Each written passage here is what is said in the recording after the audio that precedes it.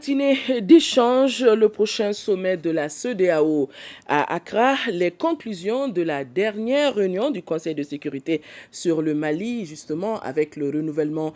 du mandat de la MINUSMA, le ministre des Affaires étrangères, Abdoulaye Diop, était à la rencontre du corps diplomatique accrédité dans notre pays. Des échanges suivis par Nyanya Aliou Traoré.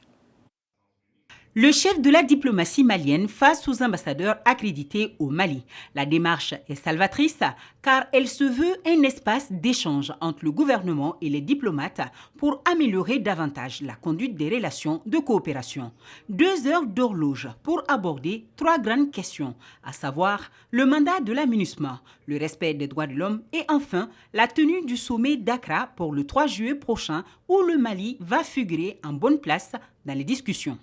Nous avons voulu partager avec le corps diplomatique d'abord les avancées par rapport au processus de transition et ensuite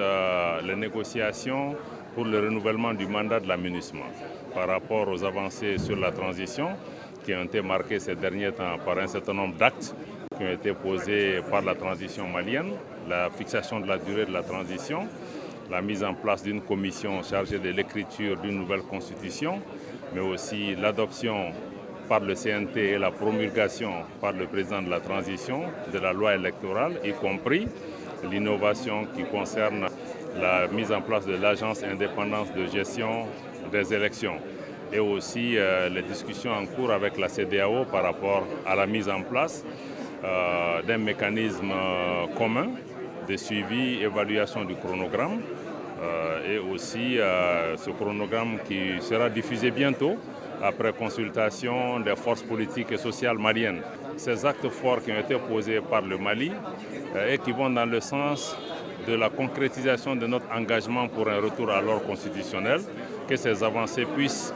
être prises en compte par le prochain sommet de la CEDEAO. Nous espérons que les sanctions qui concernent le Mali puissent être levées afin que nous entrions dans une dynamique plus positive et plus vertueuse. Le soutien des diplomates peut être considéré comme acquis. Au dire du doyen du corps diplomatique, c'est le moment d'alléger la souffrance des citoyens qui subissent les effets néfastes de l'embargo imposé au Mali par les pays de la CEDEAO et de l'UEMOA. Ça a été une occasion très importante. Pourquoi? Pour échanger avec son Excellence le ministre des Affaires étrangères et aussi tout le monde se féliciter des développements quant aux lois électorales et notamment l'établissement et la mise en place d'une commission indépendante pour l'organisation des élections qui est très importante non seulement pour le Mali mais aussi pour l'avenir de la région tout entière. Et tout le monde a espéré un lever immédiat des sanctions imposées sur la population malienne qui a assez souffert et qui ne cherche actuellement que la levée immédiate et non progressive. Parce que progressif, ça va approfondir la souffrance et ça va faire durer la souffrance de la population. Le temps est arrivé parce qu'après les sanctions imposées,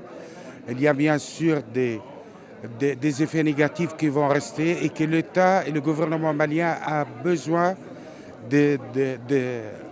traiter pour pouvoir sortir de la crise humanitaire actuelle. L'ambassadeur de la Palestine, dans ses propos, n'a pas manqué de condamner les dernières attaques perpétrées contre les civils dans le cercle de Bankas.